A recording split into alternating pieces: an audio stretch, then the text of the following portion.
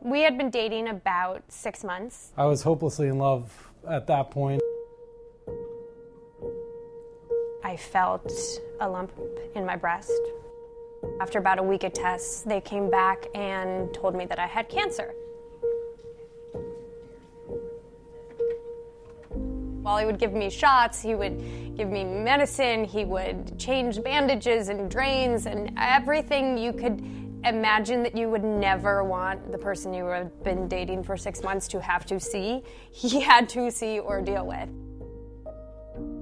Me being sick and physically what was wrong with me and what I was going through was my problem.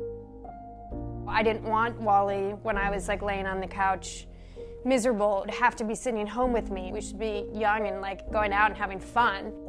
It wasn't a Jenna's sick and I need to stay and be her nursemaid. It was, we were both sick, we were both recovering, and Jenna won't say this, but through every step of that, you smiled and you laughed, and that was inspiring to everybody, but me too, especially.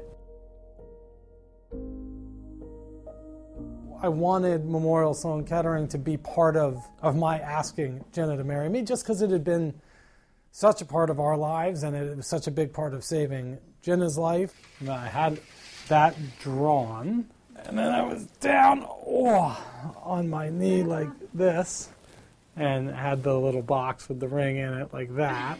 And I came here, and I was able to see under the curtain the rose petals, and that's when I froze. I said to her that this place saved your life, and you're the love of my life, so will you marry me? You could have knocked her over with a feather. We're just all crying, because it was just, probably one of my biggest highlights of being here. And that's saying a lot, because we do good work. You do great work. You do great work.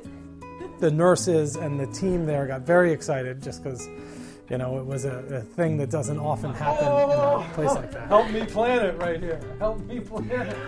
Whoa, whoa. Yeah, we're getting married next week. Whoa, whoa.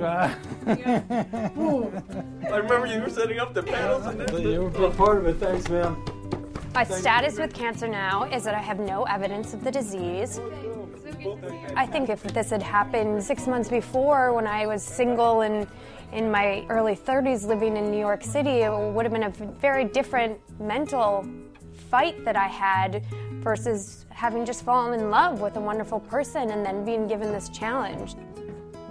He was 100% the reason that I wasn't going to crack, that I wasn't going to, I was going to keep going, that I was going to fight this and I was going to win. I was going to win for him and for myself, but for us, Sure.